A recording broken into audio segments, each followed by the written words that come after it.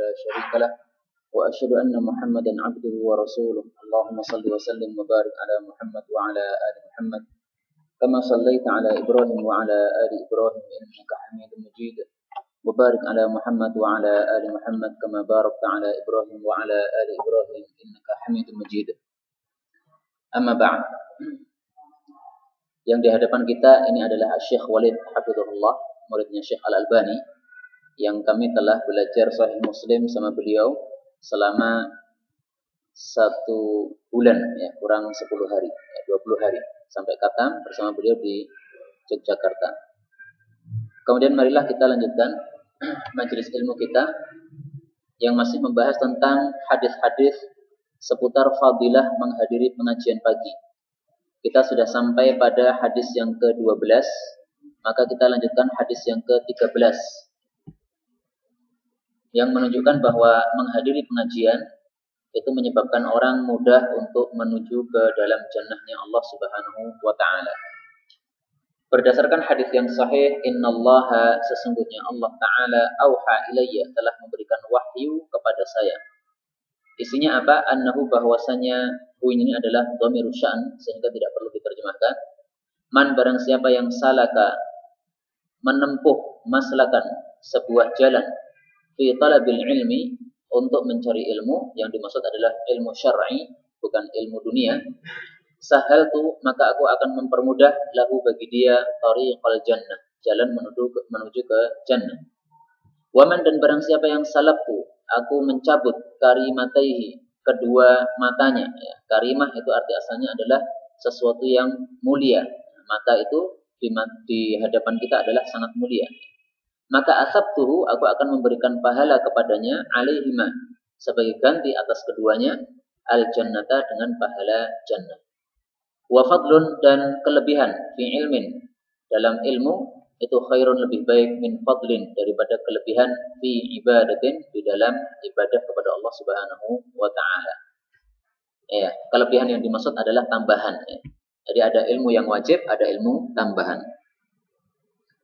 Hadis ini sangat jelas menunjukkan bahwasanya orang yang salaka maslakan, menempuh sebuah jalan untuk mencari ilmu agama syar'i, maka akan dimudahkan jalan menuju kepada jannahnya Allah Subhanahu wa taala. Berarti menghadiri majelis ilmu itu menyebabkan kita mudah untuk dimasukkan ke dalam jannah oleh Allah Subhanahu wa taala. Karena itu marilah majelis ilmu kita lazimi terus. Jangan sampai kita terputus dari majelis-majelis ilmu yang sudah kita adakan ini, karena begitu terputus berarti salah satu jalan memudahkan ke dalam jannah berarti sudah terputus dari kita. Jangan sampai apa yang sudah diberikan oleh Allah dari kebaikan ini terputus dari kita. Kemudian dari hadis ini ada beberapa masalah yang ingin saya sampaikan. Yang pertama, di sini dikatakan auha. Allah Subhanahu wa taala memberi wahyu kepada Nabi Muhammad sallallahu alaihi wasallam. Pertanyaannya, kenapa wahyu Allah ini kok kita cari di dalam Al-Qur'an enggak ada? Apakah ada ayat yang mengatakan man salaka maslakan fi talabil ilmi sahaltu lahu tariqal jannah? Enggak ada sama sekali. Dari Al-Fatihah sampai An-Nas enggak ada. Nah, tapi tetap saja dikatakan sebagai auha. Maka dari sini kita ketahui bahwasanya wahyu itu tidak harus menjadi Al-Quran.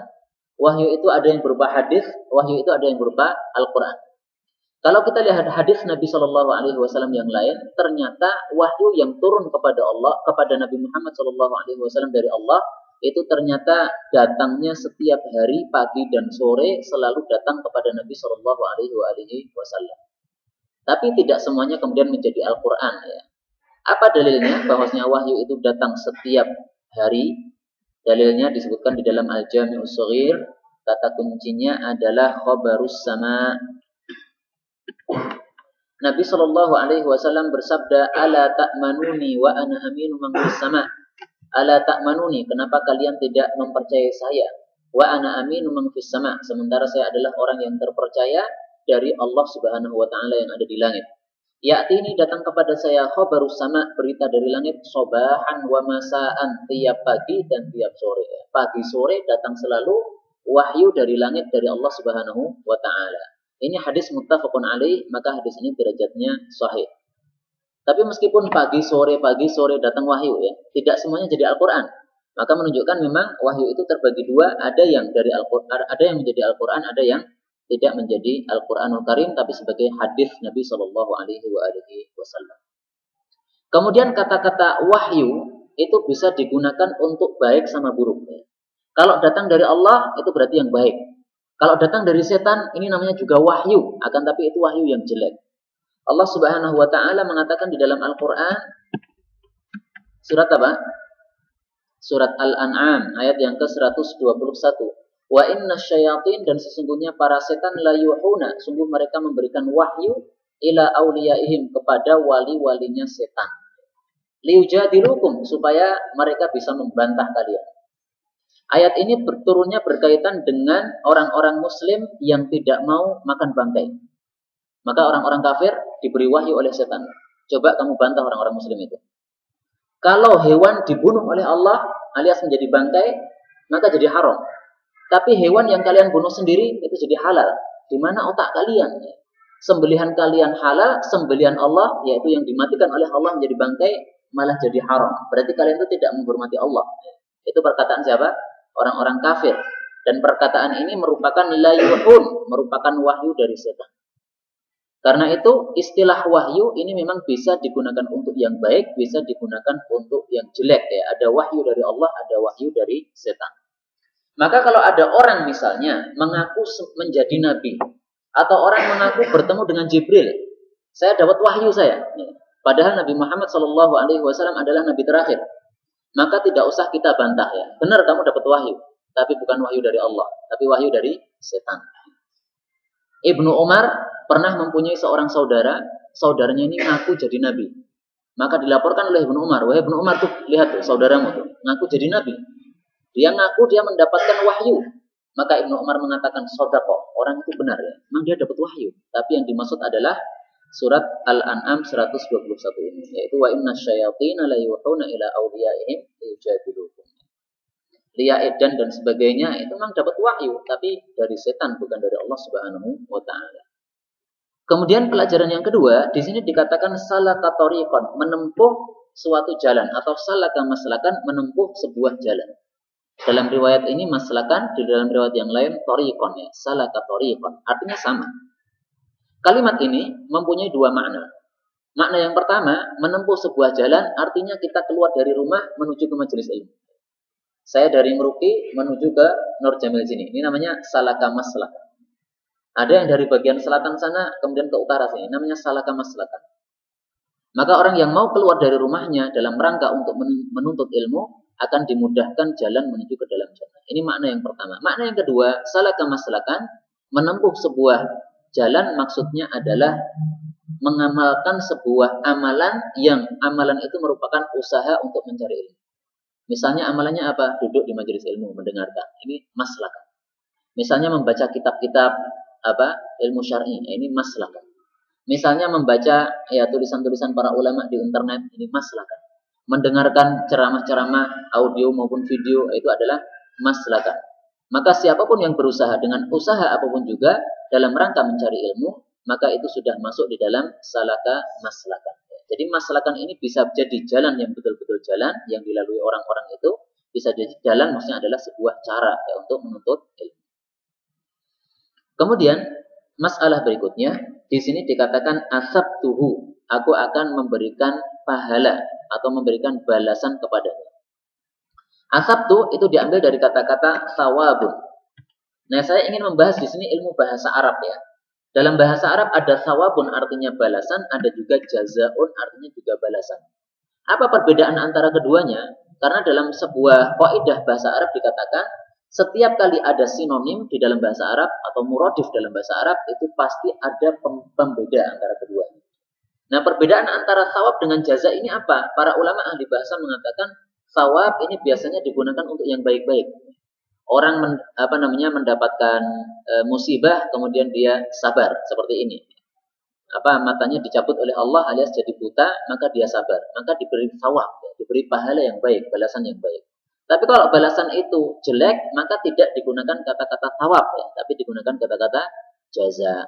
Sehingga jaza ini bisa untuk yang baik, bisa untuk yang buruk, yang penting balasan. Tapi kalau sawab ini lebih banyak digunakan untuk balasan yang baik-baik saja. Misalnya di dalam Al-Quran Allah Subhanahu wa Ta'ala menggunakan kata jaza untuk orang-orang yang kafir. Misalnya nih,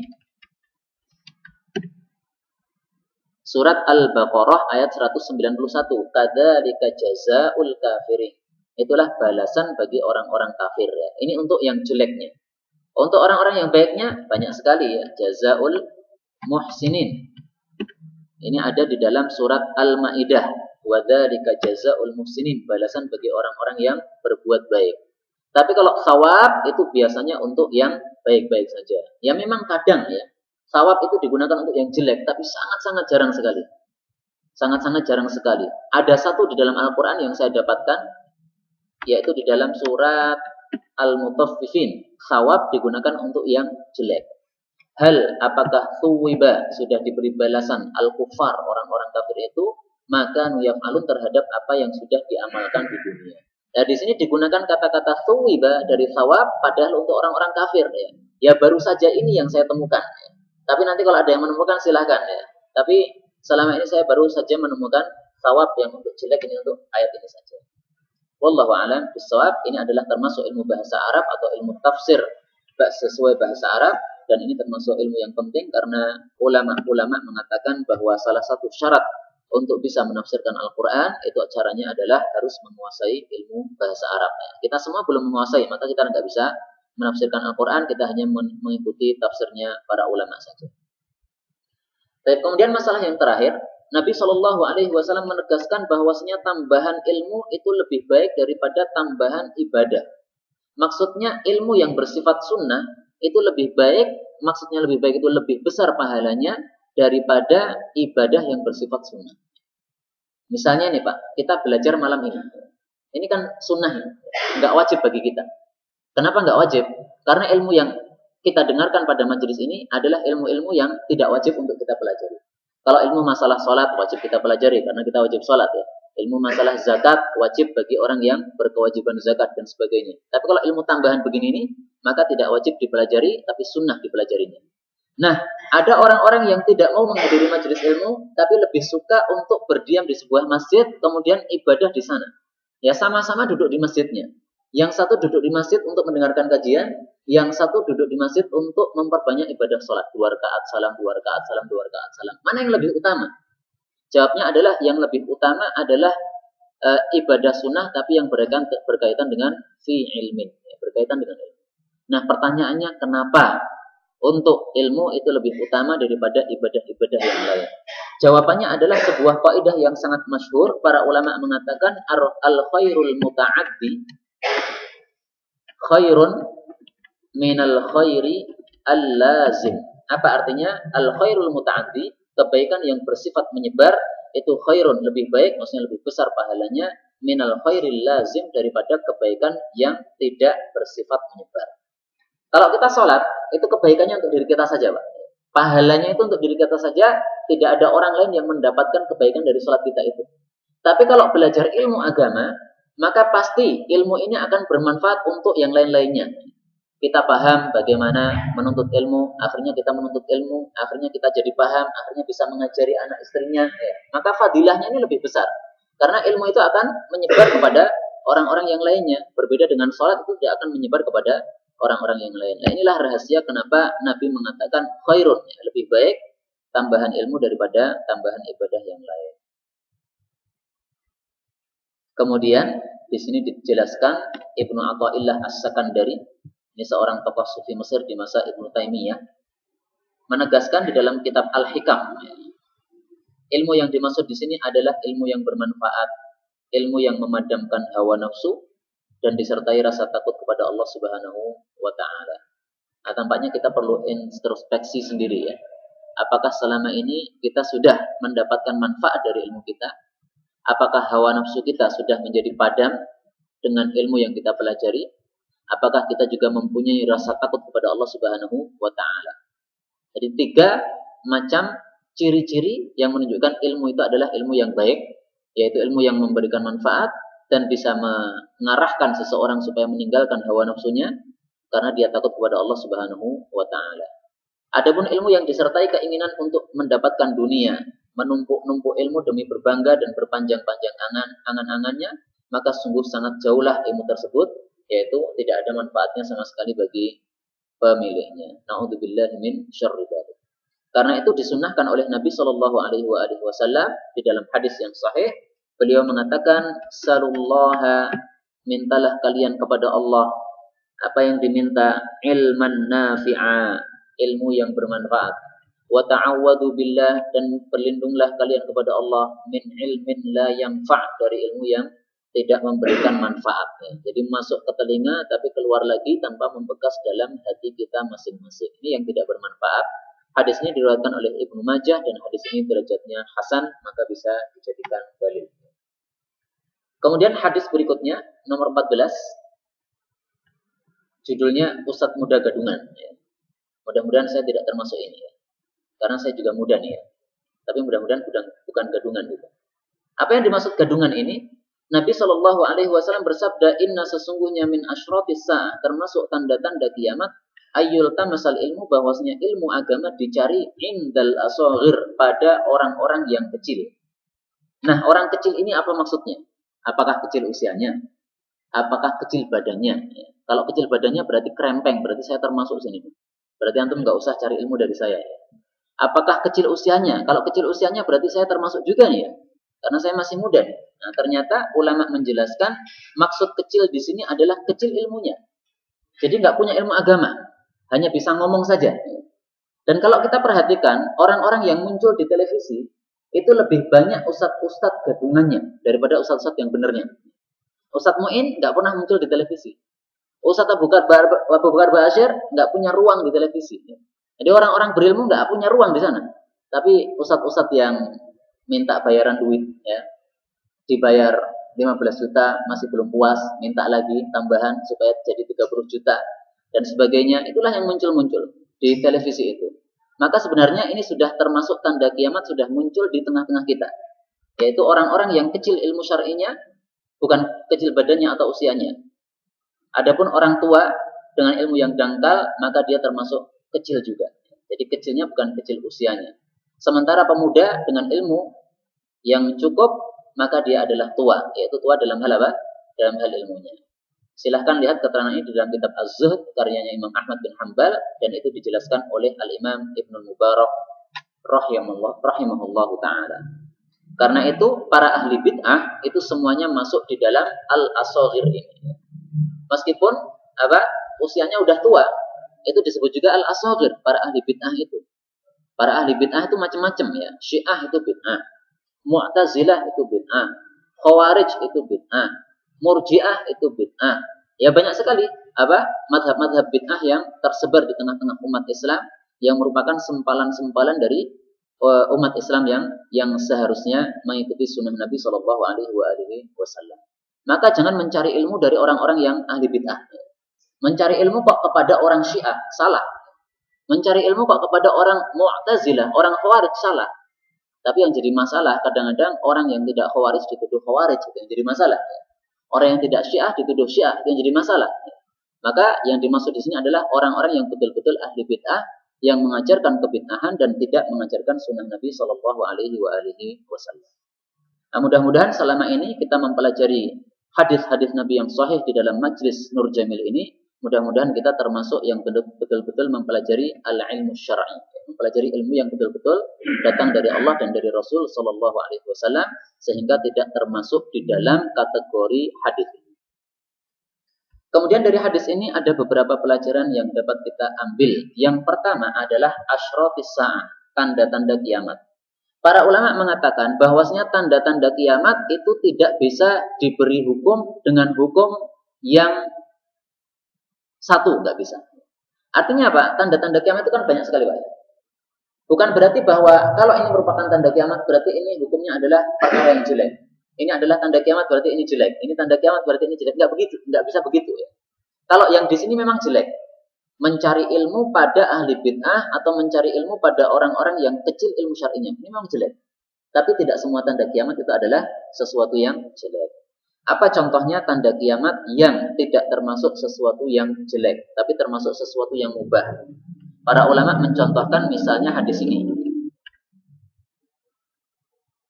Idza ra'aital amata waladat rabbataha kalau engkau melihat seorang budak perempuan melahirkan anaknya. Wa ra'aita ashabal bunyan, dan kamu melihat orang-orang yang bangunannya tinggi-tinggi, yang kaya-kaya. Yatatawaluna fil bunyan, yang mereka itu berlomba-lomba meninggikan bangunannya.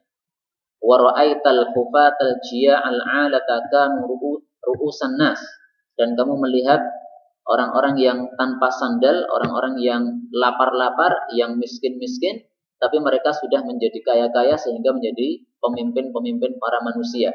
Fadzalika min ma'alimis sa'ah wa asyratiha, maka itu semuanya termasuk tanda-tanda kiamat. Apakah ketika seorang budak perempuan melahirkan tuannya ini jelek? Enggak. Jadi ada seorang majikan mempunyai budak wanita. Budak wanitanya ini dikumpuli oleh majikannya. Akhirnya dari pengumpulan itu ada lahir anak. Maka berarti dia melahirkan seorang majikan. Ya. Budak ini melahirkan seorang majikan. Apakah perkara ini jelek? Kan enggak. Justru malah baik. Karena ketika seorang majikan mengumpuli budaknya ini, kemudian melahirkan anak, maka hukumnya budak ini adalah ummul walad. Apa itu ummul walad? Budak yang harus dimerdekakan secara otomatis apabila majikannya sudah mati. Kenapa? Karena dia sudah berjasa melahirkan anak dari majikannya. Maka sebagai balas jasanya adalah harus dimerdekakan secara wajib, tidak boleh diwarisi oleh ahli warisnya. Ini malah sesuatu yang baik. Karena itu sekali lagi asyratus sa'ah, tanda-tanda kiamat itu tidak bisa dihukumi dengan satu hukum yang sama.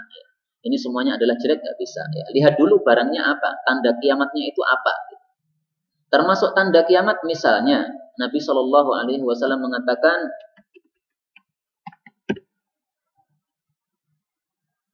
nggak ada ya. Tapi saya masih ingat lafalnya, termasuk tanda-tanda kiamat itu kalau masjid-masjid dijadikan sebagai jalan-jalan. Maksudnya apa? Orang masuk ke masjid lalu lalang saja ya, keluar masuk, nggak mau salat sunnah. Nah, ini jelek seperti ini. Karena itu Nabi Shallallahu Alaihi Wasallam punya kebijakan, ini Masjid Nabawi itu kan dikitari oleh rumah-rumah. Maka rumah-rumah yang mempunyai pintu kecil atau pintu belakang yang langsung masuk ke Masjid Nabawi itu semuanya disuruh untuk menutup. Karena apa? Biasanya orang-orang itu akhirnya bisanya ngeringkes perjalanan. Mau ke rumah temannya, rumahnya temannya di sana, rumah dia di sana. Maka dia keluar dari pintu kecilnya, terus nyebrang Masjid Nabawi, langsung ke rumah temannya. Lalu lalang gini. Ini Nabi Shallallahu Alaihi Wasallam nggak memperbolehkan. Kalau mau ke rumah teman silahkan, tapi jangan lewat masjid. Lewat masjid boleh, tapi sholat sunnah 2 rakaat dulu, baru ke rumah temannya. Nah, maka akhirnya semua pintu ditutup oleh Nabi Shallallahu Alaihi Wasallam. Hanya ada pintu utama yang tidak menghadap ke Masjid Nabawi, sehingga kalau mau ke rumah temannya ya harus belok ke sana, ya. Keluar dari masjid sana, kemudian baru ngubung lagi ke sana. Kecuali satu pintu, yaitu pintunya Abu Bakar As-Siddiq radhiyallahu taala sebagai penghormatan bagi Abu Bakar As-Siddiq. Maka beliau mengatakan, suddu, tutuplah kulla khawqah, setiap pintu kecil, yaitu pintu belakang rumah, fil masjidi, yang menuju ke arah Masjid Nabawi. Ghaira, selain khawqati Abi Bakrin, yaitu pintu kecilnya Abu Bakar As-Siddiq radhiyallahu taala anhu. Ini adalah penghormatan Nabi Shallallahu Alaihi Wasallam kepada sahabatnya, yaitu Abu Bakrin As-Siddiq radhiyallahu taala. Kemudian pelajaran yang kedua dari hadis ini, di sini dikatakan as-sa'ah. Arti asalnya adalah sesaat. Ya. Kenapa kiamat itu disebut as-sa'ah? Karena tiba-tiba datang seperti seolah-olah sesaat langsung muncul. Gitu. Maka disebut as-sa'ah itu karena sifatnya. Kemudian hadis nomor 15. Ilmu atau ibadah, ini sudah kita bahas tadi, yaitu Nabi Shallallahu Alaihi Wasallam mengatakan fadlul ilmi, tambahan ilmu, ahabbu ilayya, lebih saya sukai min fadlil ibadah, daripada tambahan ibadah. Wa khairu dinikum, dan agama yang paling baik bagi kalian adalah al-wara', yaitu bersikap wara'. Wara' itu apa? Ada 2 sifat. Kalau salah satu dari 2 sifat ini tidak ada, berarti bukan wara'. Yang pertama adalah meninggalkan segala perbuatan yang haram. Ini syarat yang pertama. Kemudian yang kedua adalah meninggalkan sebagian dari yang halal karena khawatir akan terjerumus kepada sesuatu yang haram. Contohnya apa? Sifat Nabi Shallallahu Alaihi Wasallam, sikap Nabi. Beliau menemukan kurma jatuh di jalan.